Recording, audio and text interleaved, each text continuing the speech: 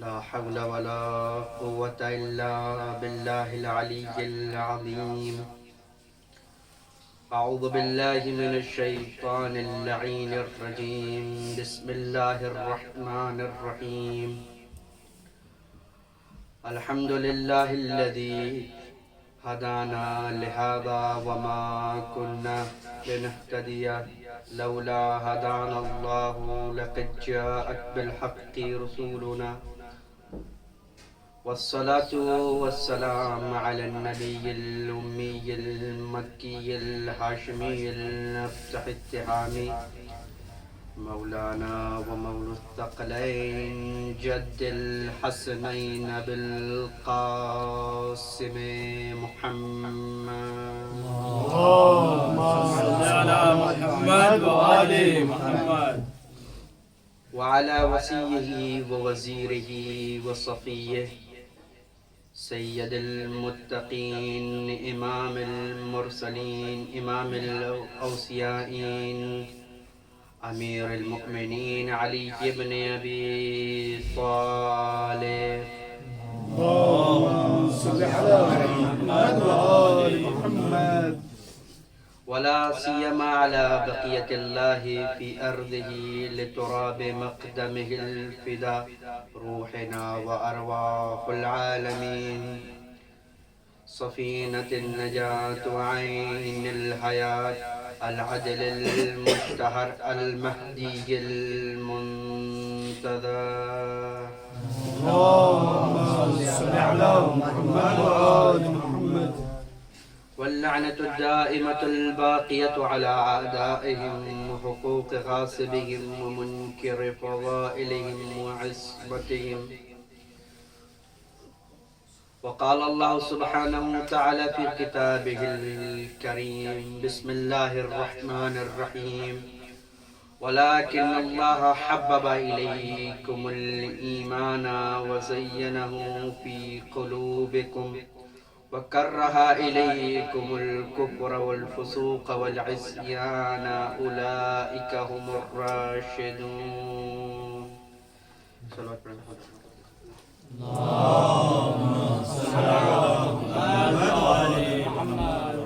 میں نے جس آیت کریمہ کو پڑھنے کا شرف حاصل کیا بہت مشہور و معروف آیت ہے اور سورہ حجرات کی 11 نمبر کی آیت ہے. ماشاءاللہ سے آپ اہل علم ہیں، آپ کے سامنے زیادہ وضاحت کرنے کی ضرورت نہیں ہے. آیت کا رخ اور آیت کا سخن خود بتا رہا ہے کہ آیت کس بارے میں گفتگو کر رہی ہے. آیت اللہ جب ارشاد فرما رہا ہے اور وہ پچھلی آیتیں جو گزر چکی اس سے پہلے کہ تم رسول کی اطاعت کرو، اس کے بعد اللہ ایک معیار دے رہا ہے دین کے لیے اور ایک زندگی کے لیے کس طریقے سے ایک حیات کو حیات طیبہ بنایا جا سکتا ہے. اس کے لیے بس دیکھیے، اس کے لیے بس دو ہی چیز اپنی زندگی میں لانے کی ضرورت ہے. یعنی اگر انسان نے ان دو چیزوں کو عملی جامہ پہنا دیا اپنی زندگی میں تو اس کی زندگی کامیاب ہے. آیت کیا کہہ رہی ہے؟ وَلَكِنَّ اللَّهَ حَبَّبَ إِلَيْكُمُ الْإِيمَانِ. پہلی چیز کیا ہے؟ ایمان. کہ اللہ تم سے کیا چاہتا ہے؟ ایمان چاہتا ہے. دوسری چیز کیا ہے؟ وَكَرَّهَ إِلَيْكُمُ الْكُفْرَ وَالْفُسُوقَ وَالْعِصْيَانَ. اور تم کفر، فسق. اب دیکھیے اللہ نے پہلے جملے میں کیا کہا؟ وَلَكِنَّ اللَّهَ حَبَّبَ إِلَيْكُمُ الْإِيمَانَ. اور ایمان کے مقابلے میں اللہ نے کتنے لفظ استعمال کیے؟ 3. کفر، فسق اور معصیت، عصیان. یہ 3 لفظ ہیں. اور پھر کیا کہہ رہا ہے؟ وَأُولَٰئِكَ هُمُ الرَّاشِدُونَ. آیت ختم ہو گئی. لیکن اس آیت میں اللہ نے انسان کی زندگی کے لیے ایک معیار دے دیا. دیکھو یہ تمہاری زندگی کا معیار ہے، یہ خط ہے. اس خط پہ چلتے چلے جاؤ، تمہاری حیات خود بخود حیات طیبہ ہوتے چلے جائے. فضیل بن یسار کہتے ہیں کہ میں نے امام جعفر صادق علیہ السلام سے پوچھا. ایک صلوات پڑھے گا محمد علی محمد. اللهم صل على محمد وآل محمد. بتائیں روزہ آپ لوگ کو تھوڑا سا اس وقت تو روزہ ویسے بھاری نہیں پڑنا چاہیے، لیکن بعض لوگوں کو بھاری پڑ رہا ہے تو تھوڑا سا بسم اللہ بس وقت قریب آنے والا ہے، بس تھوڑا سا ساتھ دیجیے گا، انشاءاللہ میں جلدی جلدی سمیٹ دوں گا، وگرنہ ٹھنڈیوں کا روزہ ہے ویسے پتہ نہیں چلنا چاہیے۔ ایک صلوات پڑے گا محمد والے محمد کی عظمت پر۔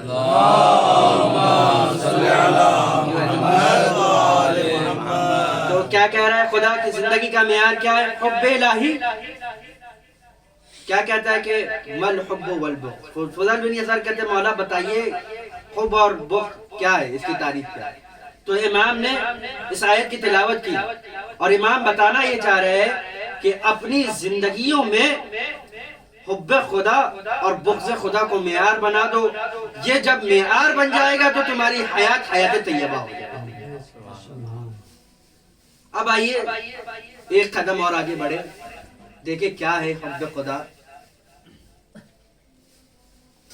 اور بغض خدا۔ وگرنہ آپ نے ماشاءاللہ سے روایتوں کا مطالعہ کیا ہوگا اس موضوع پر، اور آپ اپنی زندگی میں ہمیشہ دیکھتے رہتے ہیں، اور قرآن اور اہل بیت ہمیشہ اس چیز پہ پہلے ترجیح دیتے ہیں۔ ایک شخص ہے، ایک صلوات پڑھے گا محمد علیہ محمد کی عظمت پر۔ اللہم صلی علی محمد و آل محمد۔ ایک شخص رسول خدا صلی اللہ علیہ وآلہ وسلم کی خدمت میں آیا، ابھی نام ذہن میں نہیں آ رہا، تھوڑا سا آگے کہنے لگا یا رسول اللہ ہمیں بتائیے حب اور بغض کیا ہے؟ تو رسول نے برجستہ کا حلیل حب، دین میں حب اور بغض کیا ہے، اس طریقے سے روایت ہے۔ تو رسول خدا نے برجستہ کا حلیل حب والبغض فی الدین اللہ، اس طریقے سے ہے کہ کیا کوئی حب اللہ والبغض اللہ، کیا دین میں اللہ کی محبت کے علاوہ اور بغض کے علاوہ کوئی اور چیز ہے کہ جس کے لیے تم طلب کرتے ہو؟ اگر تمہیں اپنے دین میں اپنے دین کو مکمل کرنا ہے تو اللہ سے محبت کرو، اللہ کے لیے محبت کرو اور اللہ کے لیے بغض رکھو۔ اسی طریقے سے امام حسن عسکری علیہ السلام سے روایت نقل ہے، اور امام ارشاد فرماتے ہیں کہ امام کہتے ہیں کہ وہ لوگ کہ جو اللہ کے لیے محبت کرتے ہیں اور اللہ کے لیے بغض کرتے ہیں۔ بس اب 2 منٹ تھوڑا سا وقت یہی ہو جائے گا۔ جب سے یہ بات ہو رہی کہ اللہ کے لیے محبت کرتے ہیں، تو اللہ کے لیے محبت کس چیز سے کرتے ہیں یہ بھی تو معین ہونا چاہیے نا، کہ اللہ کس چیز کو پسند کرتا ہے، کہ اس چیز کو ہم اس چیز کی اطاعت کریں یا اس چیز کو ہم پسند کریں تو اللہ بھی ہمیں پسند کرے۔ وگرنہ کیسے سمجھ میں آئے گا کہ اللہ کے لیے کس چیز سے محبت رکھنی ہے اور کس چیز سے دور ہونا ہے، بغض رکھنا ہے۔ تو اللہ کے لیے اب دیکھیے ہماری زندگی میں ہم بہت ساری چیزیں ہیں جو ہم کرتے ہیں، ہم سوچتے ہیں کہ روزہ رکھے تو اللہ راضی ہو جائے گا، نماز پڑھے تو اللہ راضی ہو جائے گا، حج کرے تو اللہ راضی ہو جائے گا، یعنی یہ تمام احکامات اور وہ حقوق العباد جو بیان کیے گئے، یہ سب کرنے سے اللہ ہم سے راضی ہو جائے گا۔ لیکن اس سے بھی بڑھ کر ایک چیز ہے، توجہ ہے، اس سے بھی بڑھ کر ایک چیز ہے کہ یہ سب کرنے کے بعد بھی اگر وہ چیز دل میں نہ ہو تب بھی اللہ راضی نہیں ہے۔ بس اب یہی رک جائے گا، یہ حدیث اسی کا تکمیل ہے، یہ حدیث اسی کو مکمل کر دے گا۔ آپ کا ذہن آمادہ ہو گیا؟ اب امام فرما رہے ہیں، امام حسن عسکری علیہ السلام، امام کہتے ہیں حب الابرار للابرار فضیلت ثواب وحب الفجار للابرار زین للابرار۔ پہلے فقرے میں امام نے کیا کہا؟ امام کہتے ہیں حب الابرار للابرار ثواب للابرار، ابرار یعنی نیک بختوں کا، اور وہ لوگ کہ جو اللہ کے لیے کام کرتے ہیں، ان کا محبت کرنا ایک دوسرے، یعنی ابرار کا ابرار سے محبت کرنا، نیک بختوں کا نیک بختوں سے محبت کرنا، یہ ثواب ہے۔ پھر کہتے ہیں امام حب الفجار للابرار زین للابرار، کہ ابرار کا فجار کا ابرار سے محبت کرنا، وہ کس کے لیے؟ فضیلت للابرار، ابرار کے لیے فضیلت ہے۔ پھر امام فرماتے ہیں بغض الفجار للابرار زین للابرار، کہ فجار کا ابرار سے بغض رکھنا یہ زینت ہے ابرار کے لیے۔ پھر آخر میں امام آگے کہتے ہیں کہ بغض الابرار للفجار خزی علی الفجار، کہ فجار کے لیے ابرار کا بغض رکھنا ان کے لیے ننگ و عار ہے۔ تو امام بس اس حدیث کو آپ سمجھ گئے۔ ایک بات کہہ کے آگے بڑھ جاؤں گا میں، کہ امام معیار یہ دینا چاہ رہے ہیں کہ اپنی زندگیوں کو ابرار کے حب سے مزین کرو، اور ابرار کے حب سے مزین کرو اور فجار کے حب سے خالی رکھو، اور اپنی زندگی کو فجار کے بغض سے مزین کرو اور ابرار کے بغض سے خالی رکھو۔ ایک صلوات پڑھیں گے محمد والے اللہم صلی علی محمد وآل محمد۔ یہ زندگی کا معیار امام دیتے چلے۔ پھر آگے بڑھے، صحابی آ کے امام سے کہتا ہے یا ابن رسول اللہ معیار کیا ہے؟ یہ تو آپ نے معیار بتا دیا، لیکن اس چیز کا ہمیں نتیجہ کہاں، ہمیں محصل کہاں ملے؟ ہم اگر اپنے دلوں میں ہوتے ہیں نا کچھ لوگ کہ جس کو ہر چیز میں منفعت تلاش کرتے ہیں، کہ فلاں چیز اگر ہم کریں تو اس کا فائدہ کیا ہے، تو صحابی کہتا ہے کہ فائدہ کیا ہے، تو امام کہتے ہیں، اور یہ امام حسن عسکری فرما رہے ہیں کہ جو کوئی ان المتحابین فی اللہ، جو کوئی اللہ کے لیے محبت کرے، اپنی زندگی کا معیار کیا بنا لے؟ اللہ کے لیے۔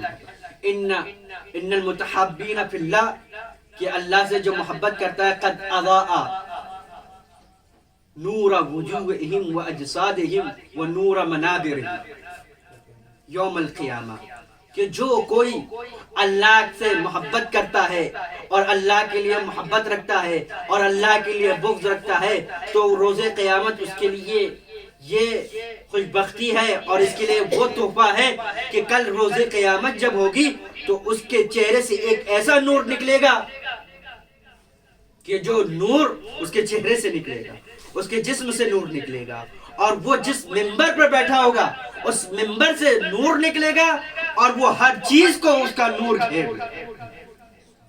اور یہ نور دیکھ کے روز محشر لوگ یہ کہیں گے وَيُقَالُ هَؤُلَاءِ مُتَحَبِّينَ فِي اللَّهِ، دیکھو یہ وہی لوگ ہیں کہ جو دنیا میں اللہ کے لیے محبت رکھتے تھے اور اللہ کے لیے بغض کرتے تھے۔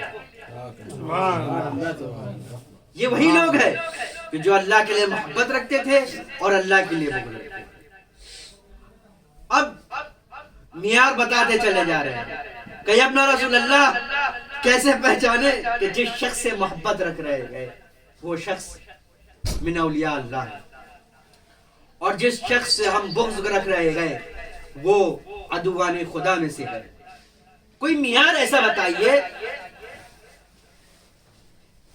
کہ جو معیار ہمارے لیے واضح ہے۔ ایک صلوات پڑھیں گے محمد والے محمد پہ۔ اللہم صلی علی محمد وآل محمد۔ بات کو یہیں روک کے بس روایت ذہن میں آ گئی، اس کو بیان کر کے آپ کے زحمت کو تمام کروں گا۔ اس کے بعد یہ روایت کا تکملہ کہ ایک شخص امام کی خدمت میں آیا، اور امام کی خدمت میں آنے کے بعد کہنے لگا یا امیر المؤمنین، میں کتنا اچھا شخص ہوں۔ دیکھیے خود سے خود کی تعریف، اپنے ذہن میں ایک معیار بنا دیا کہ دیکھو اس معیار پہ میں اتر رہا ہوں تو میں بہت اچھا شخص ہوں اور مجھے اور کچھ کرنے کی ضرورت نہیں ہے، میں بہت اچھا شخص ہوں۔ تو امیر المومنین نے کہا کہ تم کیسے ہو، بتاؤ ذرا کہ تمہاری زندگی کا معیار کیا ہے۔ تو اس نے بڑھ کر کہا میری زندگی کا معیار اور فنڈامنٹل ایک ہی ہے کہ بس میں محبت کرتا ہوں، میں اتنا اچھا ہوں کہ میں آپ سے بھی محبت کرتا ہوں اور فلان سے بھی محبت کرتا ہوں۔ میری زندگی میں کسی کے لیے کوئی نفرت کا مقام اور میرے دل میں کسی کے لیے کوئی کینہ اور عداوت نہیں ہے، یہی میری زندگی کا معیار ہے اور میں بہت اچھا شخص ہوں۔ امام نے روایت کی ہے، امام نے اس کی طرف غضب کی حالت میں دیکھا اور امام نے پڑھ کر جملہ انت اعور، اے شخص تو کاڑا ہے، اگر تو چاہتا ہے کہ تو اچھا شخص ہو جائے، یا امام کی تعبیر میں کہوں تو چاہتا ہے کہ پوری طریقے سے بینا ہو جائے، تو ہم سے محبت رکھ اور ہمارے دشمنوں سے دشمنی رکھ۔ اگر تو چاہتا ہے کہ تو پوری طریقے سے نابینا ہو جائے تو ہمیں چھوڑ دے اور ان سے پوری طریقے سے محبت کر۔ سبحان اللہ بھائی۔ اگر چاہتا ہے کہ ہماری محبت بھی حاصل ہو اور ہماری شفاعت بھی حاصل ہو تو ہم سے محبت رکھنی ہوگی اور ان سے عداوت رکھنی ہوگی۔ سبحان اللہ۔ یہی معیار ہے۔ ایک صلوات پڑھیں گے محمد والے محمد۔ اللہم صلی علی محمد و آل محمد۔ تو ہم سے محبت رکھنی ہوگی اور ہمارے دشمنوں سے دشمنی رکھنی ہوگی۔ امام حسن عسکری علیہ السلام سے نقل ہے، اپنے اجداد سے نقل کرتے ہوئے روایت کرتے ہیں کہ صحابی سے کہتے ہیں کہ ایک دن رسول اللہ صلی اللہ علیہ وآلہ وسلم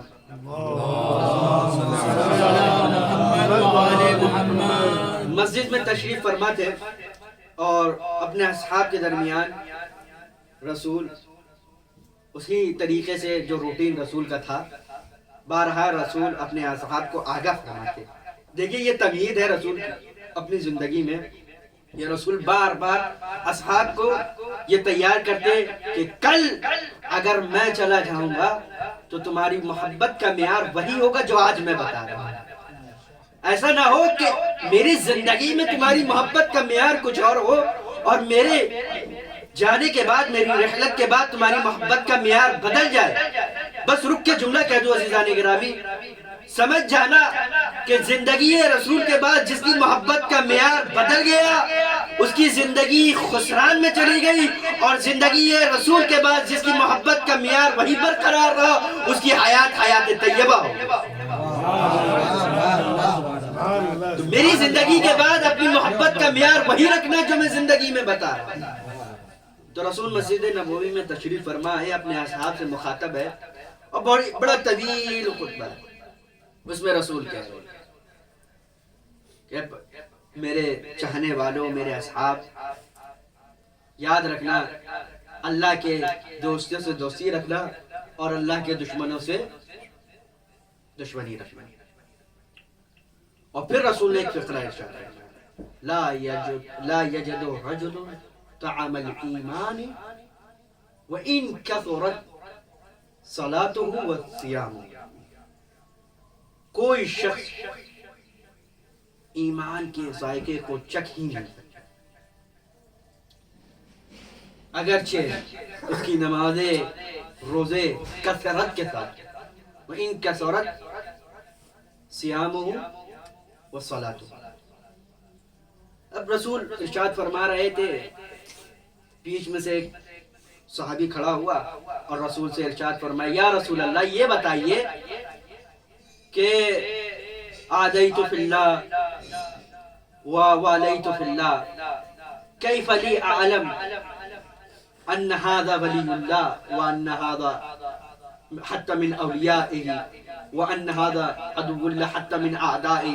اے رسول اللہ ذرا یہ بتائیے، آپ نے یہ سب تو بیان کر دیا کہ محبت اللہ کے لیے کرو، بغض اللہ کے لیے رکھو، اور ایمان کے لیے ضروری ہے بلکہ عمدۃ الایمان یہ ہے، صاحب محسن کہتے ہیں کہ عمدۃ الایمان یہ ہے کہ اولیاء خدا سے محبت رکھی جائے اور ان کے اعداء سے بغض رکھا جائے۔ بتائیے رسول اللہ کہ ہم کیسے پہچانیں کہ یہ شخص خدا کے اولیاء میں سے ہے تو ہم ان سے محبت کریں گے، یہ شخص خدا کے اعداء میں سے ہے تو ہم ان سے نفرت کریں گے۔ رسول ارشاد ہی فرما رہے تھے کہ اچانک میں آتے ہوئے ایک جوان کو دیکھا، اور پھر رسول نے کہا تم جانتے ہو کہ کون ولی خدا ہے اور کون عدو خدا ہے؟ تو فاشار رسول اللہ الی علی علیہ السلام، رسول خدا نے امیر المؤمنین کی طرف اشارہ کر کے فرمایا کہ اس کے دوست سے دوستی رکھو، اس کے دشمن سے دشمنی رکھو. لو انہو قاتل ابیک و ولدک، لو انہو والدک و ولدک، اس کے دوست سے دوستی رکھو چاہے وہ تمہارے باپ اور تمہارے بیٹے کا قاتل ہی کیوں نہ ہو. اس کے دشمن سے دشمنی رکھو چاہے وہ تمہارا باپ اور تمہارا بیٹا ہی کیوں نہ ہو. یہ معیار اپنی زندگی کا بنا لو، کیونکہ اس کا دوست اللہ کا دوست ہے اور اس کا دشمن اللہ کا دشمن. ایک صلوات پڑھیں گے محمد والے محمد و آل محمد. یہ زندگی کا معیار ہے کہ ہم اہل بیت سے متمسک ہو جائیں. اب وہ تمسک اس طریقے سے ہو کہ ہم ان کے دشمنوں سے دشمنی رکھیں اور ان کے دوستوں سے دوستی رکھیں. جناب موسیٰ تکلم فرما رہے ہیں اللہ سے، اور پھر تکلم فرماتے فرماتے اللہ سے تکلم فرماتے کہتے ہیں موسیٰ، بہت طویل روایت ہے، اس میں اللہ سے ہر ایک چیز کی جزا کے بارے میں رسول جناب موسیٰ علیہ السلام نے پوچھا کہ اے پروردگار، اسی جزا میں سے ایک جزا یہ پوچھی. قال اللہ تعالیٰ کہ اللہ سے قال موسیٰ للہ کہ اللہ سے موسیٰ نے فرمایا فما جزاء من احب اہل طاعتک، اے پروردگار اس کی جزا کیا ہے کہ جو تیرے اطاعت کرنے والوں سے محبت رکھے اور ان کے محبت کو اپنے دل میں سجائے رکھے. تو پروردگار فرماتا ہے یا موسیٰ احرمہ علی ناری، یاد رکھنا جو کوئی میرے اطاعت کرنے والوں سے محبت رکھتا ہے میں روز قیامت اس کے اوپر جنت کی آگ کو حرام کر دوں. میں روز قیامت اس کے اوپر جنت کی آگ کو حرام کر دیتا ہوں.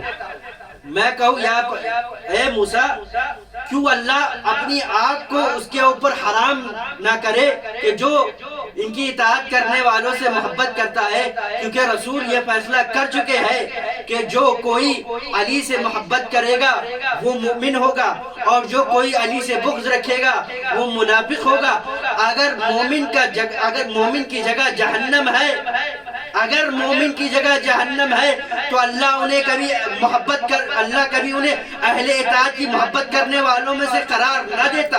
اگر کافر کی جگہ جنت ہے تو اللہ کبھی ان کو اپنے دشمنوں میں سے شمار نہ کرتا. تو پتہ چلا مومن وہ ہوتا ہے کہ جو اللہ کی اطاعت کرنے والوں سے محبت کرتا ہے تو اس کی جگہ جنت ہے، اور کافر وہ ہوتا ہے جو خدا کے دشمنوں میں سے ہوتا ہے تو اس کی جگہ جہنم. مومن کی جگہ جنت ہے اور کافر کی اور منافق کی جگہ. اور پھر آکے بس ایک روایت پڑھ کے آپ کی زحمت تمام، وقت بھی تمام ہو چکا. کسی نے امام احمد بن حنبل سے سوال کیا، غالباً انہی کا بیٹا تھا. امام احمد بن حنبل سے سوال کرنے لگا کہ یہ حدیث کیسے واضح ہو کہ علی جنت اور جہنم کی تقسیم کرنے، اللہ نے یہ اختیار کیسے امیر المومنین کو دیا؟ تو کہنے لگے کہ اگر تمہیں اس حدیث کو سمجھنا ہے کہ علی جنت و جہنم کے تقسیم کرنے والے ہیں تو پہلے تمہیں اس حدیث کو سمجھنا ہوگا کہ رسول اللہ فرماتے یا علی لا يحبک الا مؤمن ولا یبغضک الا منافق. اے علی سوائے مومن کے تم سے کوئی محبت نہیں کرے گا، سوائے منافق کے تم سے کوئی بغض نہیں رکھے گا. تو پتہ یہ چلا کہ مومن علی سے محبت رکھے گا، منافق علی سے دشمنی رکھے گا. جو مومن ہوگا وہ علی سے محبت رکھے گا اور جو منافق ہوگا وہ علی سے بغض رکھے گا. اور مومن کی جگہ جنت ہے اور منافق کی جگہ جہنم ہے. تو علی ہوئے جو علی کے پلے میں آئے گا وہ مومن ہوگا اور جو علی کے مخالف ہوگا وہ منافق ہوگا. اور جو علی کا دشمن ہوگا وہ جہنم میں جائے گا اور جو علی کا محب ہوگا وہ جنت میں جائے گا. یہ معیار محبت ہے کہ اپنی زندگی کو اہل اطاعت کی محبت سے مزین فرمائے اور ان کے دشمنوں سے دوری اختیار فرمائے۔ اور بہت سی روایت ایسی ہے کہ جو اس موضوع پہ پڑھی جا سکتی ہے، لیکن وقت کے تقاضے کو دیکھتے ہوئے اور آپ کی شدت جو کو دیکھتے ہوئے میں مجلس کے بس اپنے آخری مراحل پہ لیتے ہوئے ربط مصائب کروں گا۔ تو محبت اللہ کے لیے اور بغض اللہ کے لیے، اور محبت ان سے کی جائے کہ جن کو اللہ نے، جن کی محبت کا اللہ نے۔ بس آخری جملہ اور بس ربط مصائب۔ ہم زیارت عاشورہ میں ایک جملہ پڑھتے ہیں، اللہم ارزقنا شفاعت الحسین یوم الورود۔ اب علماء نے اس کی بہت ساری تفسیر کی، بس ایک جو تفسیر المہم ہے اس کو میں بیان کرتے ہوئے بس ختم کرتا ہوں۔ یہ فائدہ بتا رہا ہوں، آخرت میں آپ کو فائدہ پتہ چلے گا، دنیا میں کیا فائدہ ہے۔ روایت کہہ رہی ہے، زیارت عاشورہ کا جملہ کہہ رہا ہے، اور جو معصور زیارت ہے اور معتبر زیارتوں میں سندن و متنن معتبر زیارتوں میں سے، اس میں کسی کا کوئی اشکال نہیں۔ کیا کہہ رہا ہے امام معصوم؟ کیا کہہ رہے ہیں علیہ الصلوۃ والسلام؟ اللہم ارزقنا زیارت الحسین علیہ الصلوۃ والسلام یوم الورود، اے پروردگار ہمیں زیارت امام حسین نصیب فرما یوم ورود کے وقت۔ کہا یوم ورود کا ہے، کیا یوم ورود وہی یوم ہے کہ جب انسان قبر میں داخل کیا گیا اور اس وقت اس حالت میں ہوگا، نہ اس کا باپ اس کے کام آئے گا، نہ بیٹا کام آئے گا، نہ بھائی کام آئے گا، نہ بیوی کام آئے گی، نہ دوست کام آئے گا۔ جس وقت کوئی کام نہیں آئے گا اس وقت اللہ سے ہم دعا کریں گے، اے پروردگار ہمیں اس کی شفاعت عطا فرما جس کو تو نے اپنے اہل اطاعت میں سے کرا، اور یہی شفاعت ہمیں بخشو۔ بس عزیزان گرامی،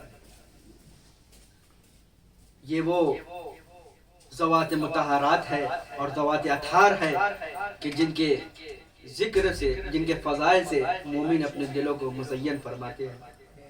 لیکن بس چند جملے مصائب کے آپ سن لیجئے اور گریہ فرما لیجئے کہ وہ امام صادق علیہ السلام فرماتے ہیں، رحم اللہ تلک الصرخۃ التی کانت لنا، کہ اللہ ان آوازوں پہ رحمت نازل فرمائے کہ جو ہمارے غموں میں بلند ہوتی ہے۔ اللہ ان آوازوں پہ رحمت نازل فرمائے جو ہمارے لیے بلند ہوتی ہے۔ اے وہ آوازیں کہ جو آج سن کر چیخیں بلند کر رہی ہے، کل کربلا میں ہوتی تو ان کا حال کیا ہوتا۔ اے ان آنکھوں پہ اللہ رحمت نازل فرمائے کہ جو ہمارے غموں میں گرتی ہے، اللہ ان چہروں پہ رحمت نازل فرمائے جن چہروں کا رنگ دھوپ کی وجہ سے، ہماری وجہ سے تغیر ہو جاتا ہے، جن کا لون، اللہ ان آوازوں پہ رحمت فرمائے۔ عزیزان گرامی، ہم نے بس مصائب سنے، امام کہہ رہے ہیں کہ تم پہ رحمت نازل ہو گئی۔ اے وہ آنکھیں جنہوں نے مصائب اپنی آنکھوں سے دیکھے، کربلا کی دشت میں کھڑے ہوئے ہیں، کبھی بھائی کو کٹتے ہوئے دیکھ رہے گئے، کبھی بازو قلم ہوتے ہوئے دیکھ رہے ہیں، کبھی بھائی کے گلے پر خنجر کو چلتے ہوئے دیکھ رہے ہیں۔ اے ان آنکھوں کا کیا حال ہوگا جن آنکھوں نے 6 ماہ کو اپنے ہاتھوں میں ذبح ہوتے ہوئے دیکھا ہوگا۔ اے عزیزان گرامی، کربلا میں وہ آنکھیں بھی موجود تھی جن آنکھوں میں خیموں سے دیکھتا تھا کہ ان کا بھائی زیر سے زمین پر گر رہا تھا۔ عالم یہ تھا کہ جب حسین کا لاشا نہ زمین پر تھا نہ عرش پر تھا، اے ہوا میں معلق تھا، فاطمہ اپنے دامن کو آگے لیے ہوئے حسین کے پاس جاتی ہوئی، آنکھوں میں اشک ہے، اے میرے لال میں نے تجھے چکیا پیس کر پالا، لیکن امت رسول نے مجھے اجر ہی دیا کہ آج حسین کا جنازہ ہے، نہ اسے کوئی کفن دینے والا ہے، نہ کوئی اسے غسل دینے والا ہے۔ اِنَّا لِلَّهِ وَإِنَّا إِلَيْهِ رَاجِعُونَ۔ سيعلم الذين ظلموا أي منقلب ينقلبون